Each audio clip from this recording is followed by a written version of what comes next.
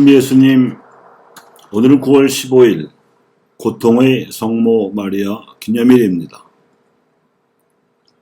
어제 지낸 성 십자가 현양 축일 바로 다음 날인 오늘 어머니의 고통을 교회가 기억하는 뜻은 십자가를 짊어지시는 아드님을 지켜보시는 어머니의 마음도 고통스러웠을 것이기 때문입니다.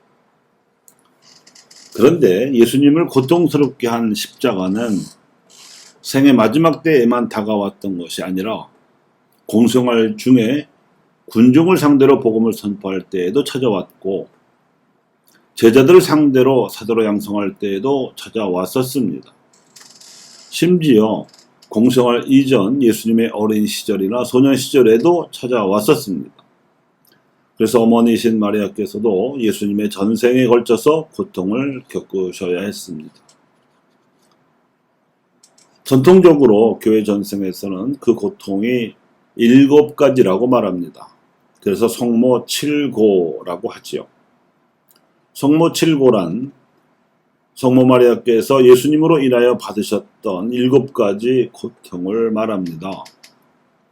즉 헤로데의 학살을 피해 이집트로 피난 가심, 시므온이 아기를 축복하면서 비극도 예고함, 예루살렘 성전에서 아들을 잃어버리고 찾아 헤매심, 십자가를 짊어진 아들과의 만남, 십자가에서 아들의 죽음을 지켜보심, 아들의 시신을 안으심, 그리고 아들을 장사 지냄 등이 그것입니다. 그런데 프란시스코 수도회에서는 성모 7고에 이어 성모 7락, 즉 예수님으로 인하여 성모 마리아께서 누리신 기쁨도 7가지로 묵상하며 기념해 왔습니다. 즉 천사가 구세주 탄생을 예고함, 엘리사벳을 방문하여 천세 전거를 확인함, 아들 예수가 탄생함, 동방박사들이 아들을 경배하러 옴, 예루살렘 성전에서 아들을 찾으심, 예수께서 부활하심, 예수께서 성모를 승천시키심 등이 그것입니다.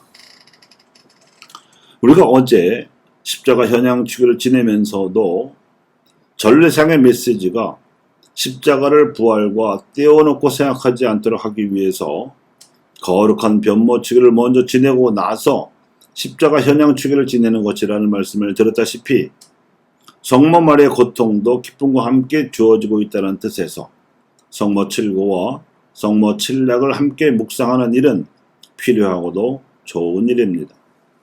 실제로 고통은 기쁨과 함께 짝지어 찾아오기 때문입니다.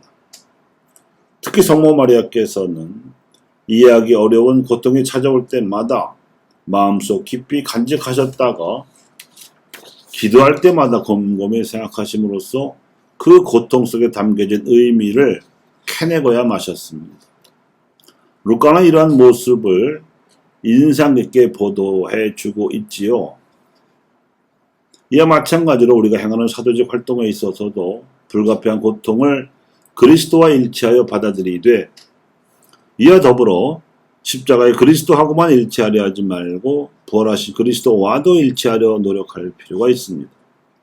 그것은 구체적으로 보자면 성모 마리아처럼 부활하신 그분의 눈으로 우리의 사도직을 바라보아야 한다는 뜻입니다.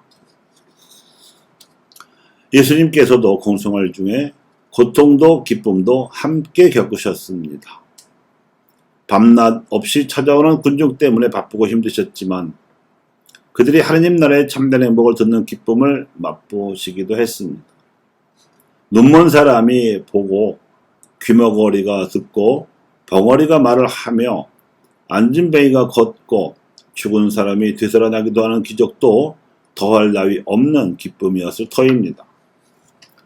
마귀 들려서 사람 구실도 하지 못하던 사람이 마귀로부터 해방되어 자유를 되찾아가는 모습을 보는 기적도 빼놓을 수 없는 기쁨이었을 것입니다. 이런 복음 선포 현장을 목격하면서 군중 가운데 일부라도 하나님께 향한 믿음을 되찾게 되면 특히 가난하고 보잘것없는 이들이 하나님께로 돌아오는 것을 그 어떤 일보다도 크게 기뻐하셨던 예수님이셨습니다. 우리들 사도적 활동에서는 물론 일상생활에서도 균형이 필요합니다. 고통을 피해서도 안 되겠지만 기쁨을 놓쳐서도 안 되겠습니다. 고통도 정직하게 직면하되 기쁨도 슬기롭게 챙겨야 합니다.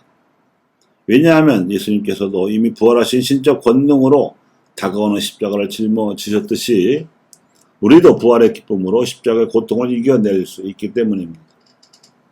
십자가 속에서 부활을 보는 눈으로 고통을 능가하는 기쁨으로 우리는 하느님을 만납니다. 그런데 문제는 이러한 균형 없이 마냥 고통스러운 지경에 놓여 있는 사람들이 있다는 데 있습니다. 희망 없이 고통에 내 동댕이 쳐져 있는 이들을 기억하고 이들과 연대하여 현재의 고통을 이겨낼 희망을 안겨주어야 합니다. 그것이 연대의 사랑, 사회적 애덕입니다. 이것이 박해시대 우리 신앙 선조들이 초창기부터 성모 신심을 자발적으로 받아들였고 묵주기도를 열심히 바쳤던 이유였습니다. 그래서 치명자들의 무덤을 발굴할 때 천주교 신자인지 여부를 판별하는 표식이 묵주입니다. 신자들의 무덤에는 반드시 묵주가 있기 때문이지요.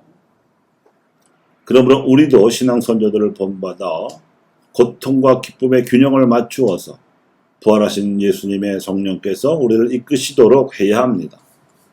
십자가를 짊어지신 분과 부활하신 분은 같은 분이시지만 십자가를 짊어질 수 있게 한 힘도 부활의 권능을 쥐고 계신 하나님의 영이시듯이 고통을 정직하게 직면하되 그 고통을 바라보는 눈은 부활의 눈이어야 하는 것입니다.